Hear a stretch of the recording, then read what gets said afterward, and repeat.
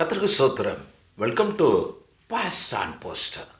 இந்த நாளுக்கான தேவனுடைய ஆசீர்வாத வார்த்தை ஏசாயா எழுதின புத்தகம் 26ஆம் அதிகாரத்தின் 4ஆம் வசனத்தை நான் உங்களுக்காய் வாசிக்கிறேன்.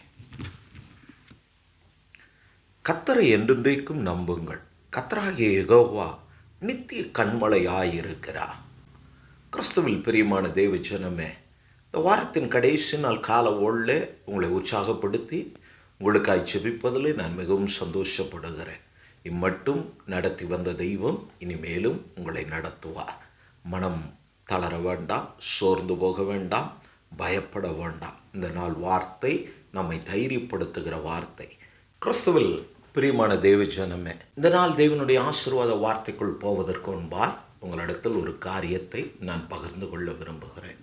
அது என்னவென்றால், என்னுடைய சபை வாலிப பிள்ளைகள் கடந்த நம்முடைய 26 ரிபப்ளிக் டே அன்று இந்தியாவை பயப்படாதே என்ற எங்களுடைய தமிழ் பாடலை கன்னடத்திற்கு அதை டிரான்ஸ்லேட் செய்து அதில் ஒரு சரணத்தை பாடினார்கள்.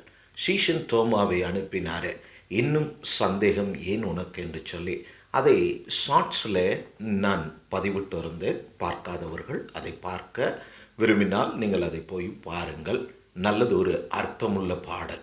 அந்த பிள்ளைகளினிடத்தில் கேட்டுக்கொண்ட காரியம், வாரத்துக்கு ஒரு முறை தேவனுடைய ஆசீர்வாத வார்த்தை மாத்திரம் அல்லாது அதோடு கூட ஒரு சமையல் வீடியோவையும் அவர்கள் ப்ரிப்பேர் பண்ணுகிறதான அந்த ஃபுட்டையும் அந்த ஸ்டைலையும் வைத்து அதற்கேற்ற தேவனுடைய ஆசீர்வாத வார்த்தை கொண்டு வர என்னிடத்தில் கேட்டுக்கொண்டார்கள்.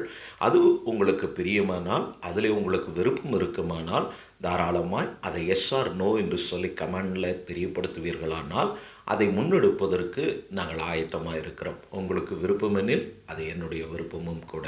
இந்த நாளில் நாம் வாசிக்க கேட்டதான தேவனுடைய ஆசீர்வாத வார்த்தை, கர்த்தரை என்றென்றைக்கும் நம்புங்கள். இதுவரை நம்பினீர்கள். இன்றைய நாள் காரியங்கள் இல்லை, நேற்று நீங்கள் சந்தித்ததான பிரச்சனை, விபத்து, போராட்டம், கஷ்டம், துன்பம், நீங்கள் திடீரென்று கேட்டதான துக்கமான செய்திகள், விபத்தான செய்திகள், அவர்களுக்கு நடந்த மோசங்கள், நாசங்கள், இவைகளை குறித்து கலங்கி பதறிப்போனதான தெய்வ பிள்ளைகளே, இந்த கால ஓலை கர்த்தர் உங்களை தான் தைரியப்படுத்துகிறார். பயப்பட வேண்டாம். கர்த்தரை என்றென்றைக்கும் உங்களுடைய எல்லா சூழ்நிலையிலும் கர்த்தரை நான் எக்காலத்திலும் சொத்தரிப்புன்னு தாவீது நமக்கு அறிவுறுத்துகிறார். ஆதலால் எந்த நேரத்திலும் அவரை எப்பொழுதும் நம்புகிற தெய்வ பிள்ளையாய் நாம் இந்த நாளில் காணப்படுவோமானால், இந்த வாரத்தின் கடைசி நாளுக்கு நாம் வந்திருக்கிற நம்முடைய பிரயாசத்தின் பலன், நம்முடைய காரியங்கள், நம்முடைய வேலை, நம்முடைய பிஸ்னஸ், நம்முடைய படிப்பு எல்லாவற்றையும் முடித்து நாம் வீடு திரும்பும்போது இந்த ராத்திரி ஒரு விஷயம் கூட உங்களை நீங்கள் ஆராய்ந்து உங்களை நிதானித்து தெய்வ சமூகத்தில் ஒப்புரவாகி உங்களை நாளை கர்த்தருடைய பரிசுத்த ஓய்வு நாள் ஆராதனைக்கு என்று ஆயத்தப்படுத்துங்க. நீங்கள் பரிசுத்தவான்களோடு உங்கள் சபை கூடி கர்த்தரை ஆராதித்து மகிமைப்படுத்தும் போது அது அநேகருக்கு ஆசீர்வாதமாய் மாறும். அது மாத்திரமல்ல, அது உங்கள் சரீரத்துக்கும் உங்கள் குடும்பத்துக்குமே அது பெருத்த நன்மையை கொண்டு வந்து சேர்க்க போதுமானதாக இருக்கிறது. அதனால் ஞாயிற்றுக்கிழமை நாளை என்ன வேலையானாலும் எல்லாவற்றையும் விட்டுவிட்டு உங்களுடைய ஆராதனை நேரத்தில் உங்கள் ஊழியரோடு பரிசுத்தவான்களோடு சேர்ந்து கர்த்தரை மகிமைப்படுத்த நான் கேட்டுக்கொள்கிறேன். இந்த வார்த்தையின் அடிப்படையில் கர்த்தரை என்றென்றைக்கு நம்புங்க.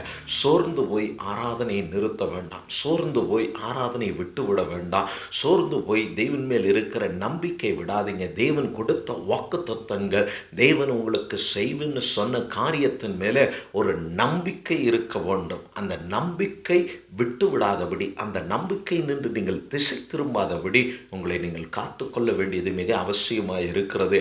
ஏனென்றால் பிசாசானவன் இப்படி வழிவிலகச் செய்துவிட்டு நம்முடைய அவபக்தியை, நம்முடைய அவிசுவாசத்தை கொண்டு தெய்வம் நமக்கு ஏற்படுத்தினதான அனுகூலங்கள், ஆசீர்வாதங்களை எல்லாம் நம்மை விட்டு தூரப்படுத்தி விடுவான். தெய்வம் ஒரு தரம்தான் செய்வார். திரும்ப திரும்ப அவர் செய்கிறதற்கு அவர் மனிதன் அல்ல.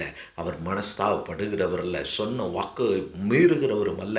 சொன்னதை நிறைவேற்றுகிறவர். பிசாசு அந்த காரியங்களை அறிந்து நம்மை அதை விட்டு தூரப்படுத்துகிற இப்படிப்பட்ட சோர்வு, சஞ்சலங்கள், போராட்டங்களை எல்லாம் உங்கள் ஜெபத்தில் மேற்கொண்டு தைரியமாக அந்த வாக்குத்தத்தத்தை பிடித்து, கர்த்தர் எனக்கு சொன்னார், என் பிள்ளைக்கு இதை சொன்னார், என் குடும்பத்துக்கு இப்படி கர்த்தர் ஊழியக்காரனை கொண்டு தேவனுடைய வார்த்தை கொண்டு எங்களுக்கு வாக்கு கொடுத்தார், நிச்சயம் அதை நிறைவேற்ற அவர் போதுமானவர், நாங்கள் அவரை நம்பி இருக்கிறோம் என்று சொல்லுங்க. வேதம் சொல்லுகிறது, அவரை நம்புகிறவன் பாக்கியவான், கர்த்தரை நம்புகிறவன் செழிப்பான் என்று சொல்லி என்னோடு கூட கர்த்தரை மகிமைப்படுத்துங்கள் என்று தாவீது சொன்னது போல இந்த கால ஓலை நீதிமானுக்கு வரும் எல்லா காரியத்தும் நின்று கர்த்தர் விடுவிக்கவும், உங்களை தப்புவிக்கவும், நம்பிக்கைக்குரியவராய் உங்களோடு கூட இருந்து தம்முடைய வாக்குத்தத்தங்களில் உங்களை நிறைவேற பண்ணவும் அவர் ஒருவரே போதுமானவராய் இருக்கிறார். அந்த கர்த்தராகிய யெகோவா நித்திய கன்மலையாய் இருக்கிறார். ஆண்டவர் இந்த பூமியிலே ஊழியம் செய்த நாட்களில் தம்மிடத்தில் வந்த சீஷர்களுக்கு, ஜனங்களுக்கு அநேக தேவ ரகசியத்தை அவர் வெளிப்படுத்தினார். ஊமைகளாக, கதைகளாக, சம்பவங்களாக அவர் பல காரியங்களை சொன்னார். அப்படி அவர் சொன்ன காரியம் கன்மலை குறித்தும் சொன்னார். 2 பேர் வீடு கட்டினார்கள். நமக்கு தமிழில் ஒரு பழமொழியும் கூட உண்டு, வீட்டை கட்டிப்பார் என்று சொல்லி. வீடை கட்டுகிறவர்களுக்கு அதனுடைய பிரயாசம் தெரியும். ஒருவேளை வீட்டை கட்டி கொண்டு இருக்கிற, ஆலயத்தை கட்டி கொண்டு இருக்கிற தெய்வ ஊழியர்கள் கட்ட முடியாத சூழ்நிலையில் ஃபைனான்ஷியல்னாலே நிறுத்தப்பட்டு இருக்குமானால் இந்த கால ஓலை கர்த்தரை நம்புங்க. நிச்சயமாய் உங்கள் கட்டுமானத்துக்கு தேவையான அனுகூலத்தையும் பொருளையும் பணத்தையும் கொடுத்து திரும்ப அந்த வேலையை நீங்கள் வெட்கப்படாதபடி செய்து முடிக்க உங்கள் தேவன் உங்கள் நம்பிக்கைக்குரியவராய் இருக்கிறபடினாலே கர்த்தரை நம்பி ஜெபித்து காரியத்தை முன்னெடுங்க. நிச்சயம் தடைப்பட்ட தடைகளை கர்த்தர் மாற்றி கொடுப்பார். அவர் சொன்னார், 2 பேரும் வீடை கட்டினார்கள், நன்றாய் இருந்தது. காலங்கள் கடந்து போனது. திடீரென்று இந்த 2 வீட்டின் மேலே, 2 வாழ்க்கையின் மேலேயும் அந்த காற்று போன்றதான பிரச்சனை, சுனாமி போன்றதான போராட்டங்கள் அவர்களை அடித்தபோது மணல் மேல் கட்டின வீடு அந்த போக்கே அது போனது. கன்மலையின் மேல் கட்டப்பட்ட வீடோ அந்த சுனாமி போன்ற போராட்டங்கள், பிரச்சனைகள் கடந்து போனது. ஆனால் அந்த கன்மலையில் கட்டப்பட்ட அந்த வீடு, அந்த மனிதனுடைய வாழ்க்கை, உங்களுடைய வாழ்க்கை அது அசைக்கப்படாது. போராட்டங்கள், உபத்திரவங்கள் எல்லாம் அது கடந்து போய்விடும். அது உங்களை விட்டு தூர போகும். அதனால் பயப்பட வேண்டாம்.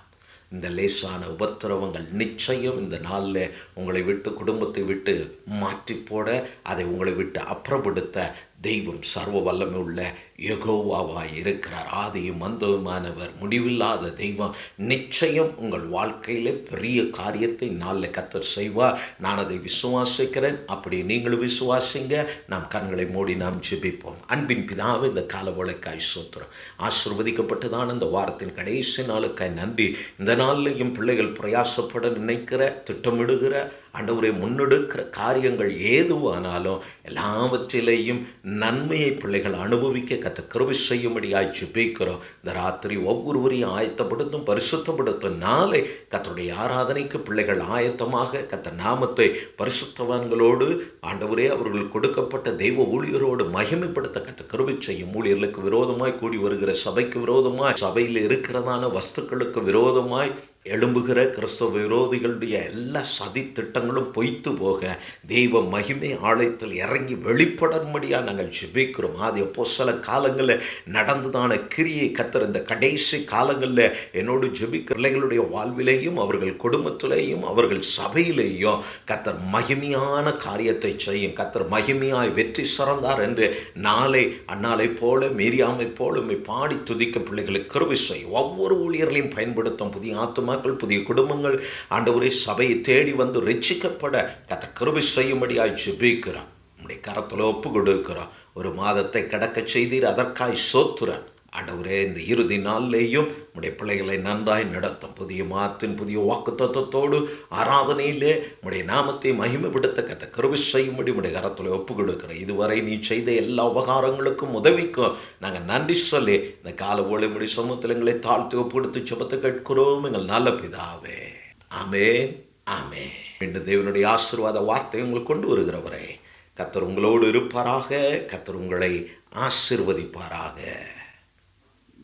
பிரியமானவர்களே, நான் ஏற்கனவே சொன்னது போல வாரத்தின் ஒரு நாள் சமையலோடு கூட, ஃபுட் ப்ரிப்பரேஷனோடு கூட தேவனுடைய ஆசீர்வாத வார்த்தை கொண்டு வர திட்டமிடுகிறோம். பிள்ளைகள் அதற்காய் பிரயாசப்படுகிறார்கள். உங்களுடைய கருத்து என்ன என்பதை எஸ் ஆர் நோவை கமெண்டில் தெரியப்படுத்தும்படி தாழ்மையாக கேட்டுக்கொள்கிறேன்.